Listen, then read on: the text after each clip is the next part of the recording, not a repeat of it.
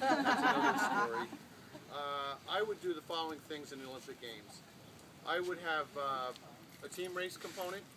I think 3 boats against 3 boats is a very interesting, intellectual, tactical, and exercise. I like the 49er. I like the skiff for women, maybe the 29ers right. I like the multi-hull. I think what we've done in our sport to have mixed multi-hull is quite a courageous decision.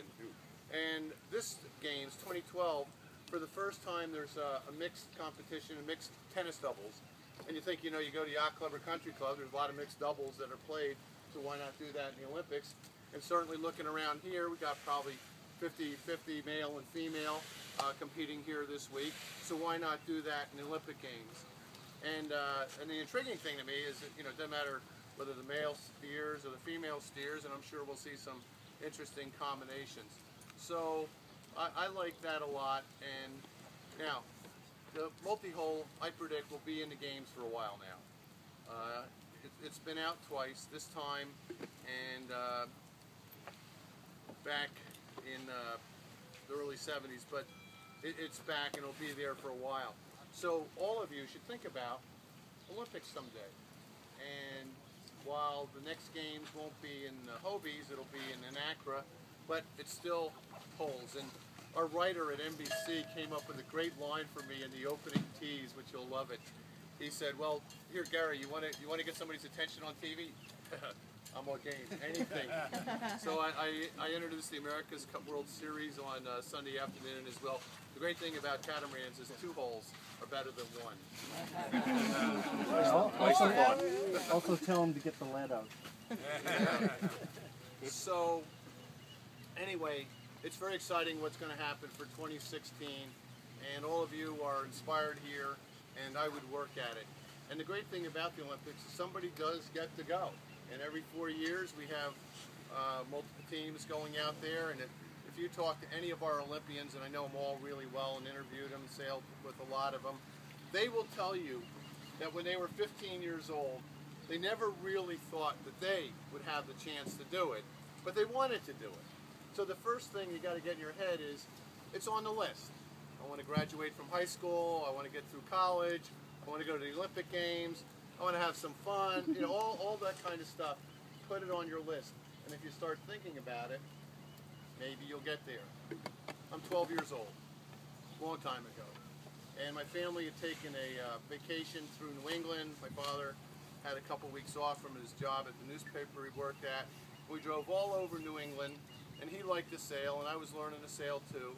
And we stopped in Newport, and guess what? The America's Cup trials were going on.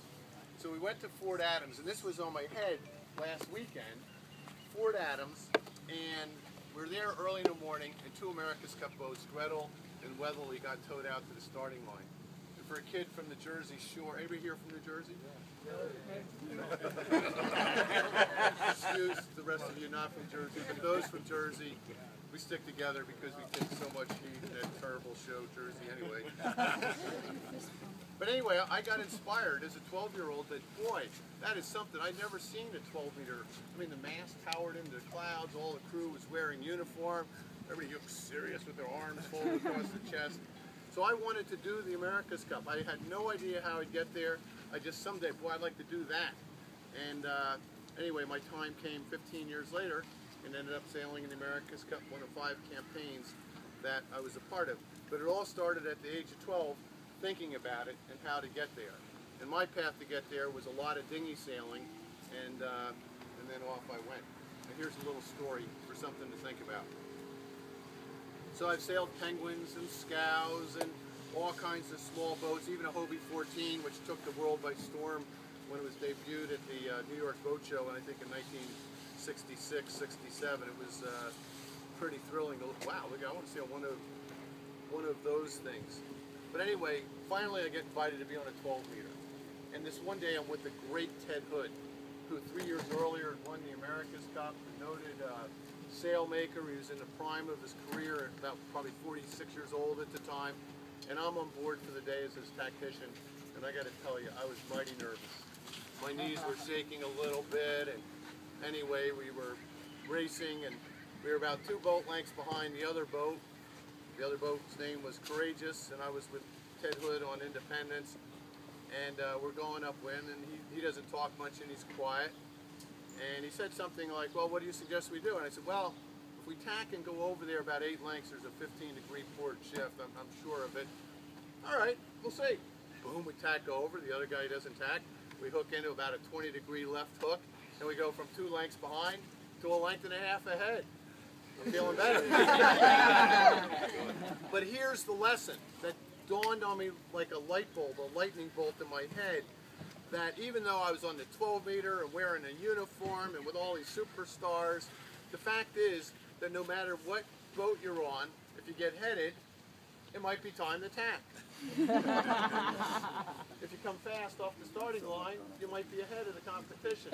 So the same principles apply no matter what boat that you might be sailing on. All right, let me go a little further.